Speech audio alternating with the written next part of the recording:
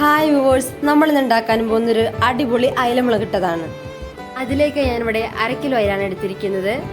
2 തക്കാളിയും 7 ചെറിയുള്ളി ചതച്ചതും 1 കഷ്ണം ഇഞ്ചി ചതച്ചതും 6-7 വെളുത്തുള്ളി ചതച്ചതും 2 പച്ചമുളക്, കുറച്ച് കറിവേപ്പില, കുറച്ച് പുളിവെള്ളവുമാണ്.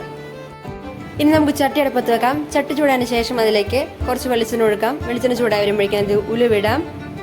ഉല പൊട്ടി വരുമ്പോഴേക്കും അതിലേക്ക് ഇഞ്ചി, വെളുത്തുള്ളി, കറിവേപ്പിലയും ചേർത്ത് ഒന്ന് മൂപ്പിച്ചെടുക്കാം.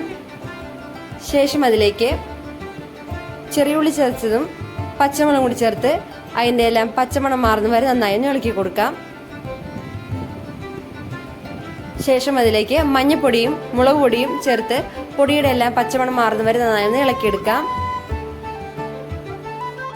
ശേഷം അതിലേക്ക് കുറച്ച് കല്ലുപ്പൊടി ചേർത്ത് കൊടുക്കാം. അതിനുശേഷം അതിലേക്ക് തക്കാളി കൂടി ചേർത്ത് ഒന്ന് വഴറ്റാം. കുറച്ച് പുളിവെള്ളം കൂടി ഇതിലേക്ക് ചേർത്ത് കൊടുക്കാം. ഇനി ഇതിലേക്ക് 1 കപ്പ് വെള്ളം കൂടി ചേർത്ത് തിളച്ച് വരട്ടെ.